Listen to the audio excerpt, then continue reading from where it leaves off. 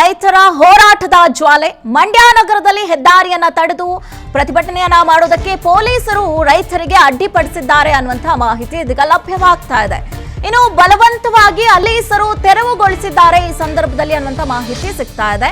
ಜೊತೆಗೆ ರಸ್ತೆ ತಡೆ ಮಾಡದೆ ಶಾಂತಿಯುತವಾಗಿ ಪ್ರತಿಭಟನೆ ಮಾಡೋದಕ್ಕೆ ಪೊಲೀಸರು ರೈತರಿಗೆ ಅವಕಾಶವನ್ನ ಕಲ್ಪಿಸಿಕೊಟ್ಟಿದ್ದಾರೆ. ಸಾರ್ವಜನಿಕರಿಗೆ ತೊಂದರೆ ನೀಡದಂತೆ ಪೊಲೀಸರು ಈ ಸಂದರ್ಭದಲ್ಲಿ ರೈತರಿಗೆ ಸಲಹೆಯನ್ನ ಕೂಡ ನೀಡಿದ್ದಾರೆ. ಏನೋ ಮಂಡ್ಯದಲ್ಲಿ ಕಾವೇರಿ ನೀರು ಹಂಚಿಕೆ ವಿಚಾರಕ್ಕೆ ಸಂಬಂಧಪಟ್ಟಂತೆ ಏನಿದೀಗ ಪ್ರತಿಭಟನೆಯ ಜ್ವಾಲೆ ಹೆಚ್ಚಾಗಿರುವಂತದ್ದು ದಿನದಿಂದ ದಿನಕ್ಕೆ ಹೆಚ್ಚಾಗ್ತಾ ಇದೆ.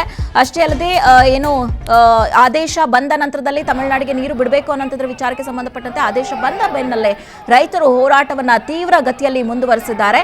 ಈ ಒಂದು ಹೋರಾಟದ ಸ್ವರೂಪ ಏನು ಮಂಡ್ಯದಲ್ಲಿ ಹೆಚ್ಚಾಗಿದೆ. ಜೊತೆಗೆ ಮಂಡ್ಯದಲ್ಲಿ ಹೆದ್ದಾರಿಯನ್ನ ತಡೆದು ಪ್ರತಿಭಟನೆಯನ್ನ ಮಾಡೋದಕ್ಕೆ ಅಲ್ಲಿನ ರೈತ ಸಂಘಟನೆಗಳು, ಕನ್ನಡ ಪರ ಚಳುವಳಿಗಳು ಮುಂದಾಗಿತ್ತು. ಈ ಒಂದು ಸಂದರ್ಭದಲ್ಲಿ ರೈತರು ರಸ್ತೆಯನ್ನ ತಡೆದು ಅಂದ್ರೆ ಹೆದ್ದಾರಿಯನ್ನ ತಡೆದು ಪ್ರತಿಭಟನೆಯನ್ನ ಮಾಡೋದಕ್ಕೆ ಅಡ್ಡಿಯನ್ನ ಮಾಡಿದ್ದಾರೆ. ಜೊತೆಗೆ ಬಲವಂತವಾಗಿ ಅಡ್ಡಿಪಡಿಸೋದಕ್ಕೆ ಮುಂದಾಗಿದ್ದಂತ ಅಂದ್ರೆ ರೈತರು ಹೋರಾಟ ಮಾಡೋದಕ್ಕೆ ಮುಂದಾಗಿದ್ದಂತಹ ರೈತರನ್ನ ಬಲವಂತವಾಗಿ ಅಲ್ಲಿಂದ ಪೊಲೀಸರು ತೆರವುಗೊಳಿಸಿದ್ದಾರೆ. ನೋಡಿ, ನಾವು ನೋಡ್ತಾ ಇದ್ದೀವಿ ಯಾವ ರೀತಿಯಾಗಿ ಪೊಲೀಸರು ಹೆದ್ದಾರಿಯನ್ನ ತಡೆದು ಪ್ರತಿಭಟನೆ ಮಾಡ್ತಾ ಇದ್ದಂತಹ ರೈತರನ್ನ ತೆರವು ಮಾಡ್ತಾ ಇದ್ದಾರೆ ಅನ್ನುವಂಥದ್ದನ್ನ ಕೂಡ ಒಂದು ಕಡೆಯಲ್ಲಿ ನೋಡ್ತಾ ಇದ್ದೀವಿ. ಮತ್ತೊಂದು ಕಡೆ ಹೆದ್ದಾರಿಯನ್ನ ತಡೆದು ಪೊಲೀಸರು ಅಂದ್ರೆ ರೈತರು ಯಾವ ರೀತಿಯಾಗಿ ಪ್ರತಿಭಟನೆಯನ್ನ ಮಾಡ್ತಾ ಇದ್ದಾರೆ ಅನ್ನುವಂಥದ್ರ ದೃಶ್ಯಾವಳಿಗಳನ್ನ ಕೂಡ ನಾವು ಗಮನಿಸ್ತಾ ಇದ್ದೀವಿ. ಇನ್ನು ಇದೇ ಸಂದರ್ಭದಲ್ಲಿ ಪೊಲೀಸರು ರೈತರಿಗೆ ಹೇಳಿದ್ದಾರೆ, ಅಂದ್ರೆ ಪ್ರತಿಭಟನಾಕಾರರಿಗೆ ಹೇಳಿದ್ದಾರೆ, ಯಾವುದೇ ರೀತಿಯಾಗಿ ರಸ್ತೆ ತಡೆಯನ್ನ ಮಾಡಬೇಡಿ, ಶಾಂತಿಯುತವಾಗಿ ನಿಮ್ಮ ಪ್ರತಿಭಟನೆಗಳು ಏನಿದೆ ಅದನ್ನ ಮುಂದುವರಿಸಿ ಅನ್ನೋದ್ರ ಬಗ್ಗೆ ಕೂಡ ಈ ಸಂದರ್ಭದಲ್ಲಿ ಅವರಿಗೆ ಹೇಳಿದ್ದಾರೆ.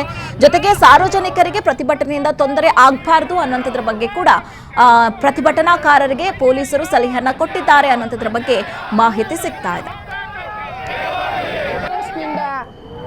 ನೀರನ್ನು ತಮಿಳುನಾಡಿಗೆ ಬಿಡುವಂಥ 4 TMC ನೀರಿನಷ್ಟು ನೀರು ಹೋಗಬೇಕು ಅನ್ನೋ ತೀರ್ಮಾನ ತಗೊಂಡಂಥ ಕಾವೇರಿ ನದಿ ನೀರಿನ ನಿಯಂತ್ರಣ ಸಮಿತಿಯ ಆದೇಶವನ್ನು ಈ ದಿನ ಮಂಡ್ಯ ಜಿಲ್ಲಾ ರೈತ ಹಿತರಕ್ಷಣಾ ಸಮಿತಿ ಹಾಗೂ ಎಲ್ಲ ಜನಪರ ಹೋರಾಟ ಸಂಘಟನೆಗಳು ಕೈ ಜೋಡಿಸಿ ನಾವು ಈ ಪ್ರತಿಭಟನೆಯನ್ನು ಮಾಡಿದ್ದೇವೆ. ಕರ್ನಾಟಕ ಸರ್ಕಾರ ಯಾವುದೇ ಕಾರಣಕ್ಕೂ ನೀರಿಲ್ಲ, ನೀರು ಬಿಡಲ್ಲ ಅನ್ನೋ ನಿಲುವಿನಲ್ಲಿ ಏನಿದೆ ಮತ್ತು ಮೇಲ್ಮನವಿಯನ್ನು ಕೂಡ ಸಲ್ಲಿಸಿದೆ. ಇದೇ ನಿರ್ಧಾರದಲ್ಲಿ ಕರ್ನಾಟಕ ಸರ್ಕಾರ ಇರಬೇಕು ಅಂತ ಕೂಡ ನಾವು ಮನವಿಯನ್ನು ಮಾಡ್ತೇವೆ.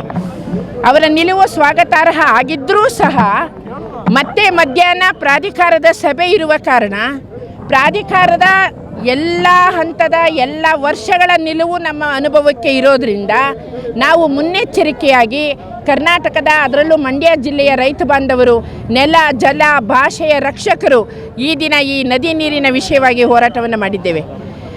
ಹಲವಾರು ಸಂಘಟಕರು ಬೆಂಗಳೂರಿನಿಂದ, ಮೈಸೂರಿಂದ, ಮಂಡ್ಯದಿಂದ ಎಲ್ಲ ಕೂಡ ಈ ಹೋರಾಟಕ್ಕೆ ಕೈ ಜೋಡಿಸಿದ್ದಾರೆ. ಈ ಒಂದು ಗಂಭೀರವಾದ ಪರಿಸ್ಥಿತಿಯಲ್ಲಿ ನೀರು ನಿಯಂತ್ರಣಾ ಸಮಿತಿಯ ಆದೇಶ ಹಿಂದಕ್ಕೆ ಹೋಗಬೇಕು. ಪ್ರಾಧಿಕಾರ ಈ ದಿನ ತಗೊಳ್ಳುವ ತೀರ್ಮಾನದಲ್ಲಿ ಒಂದು ಹನಿ ನೀರನ್ನು ಕೂಡ ತಮಿಳುನಾಡಿಗೆ ಬಿಡಲಿಕ್ಕೆ ಸಾಧ್ಯ ಇಲ್ಲ.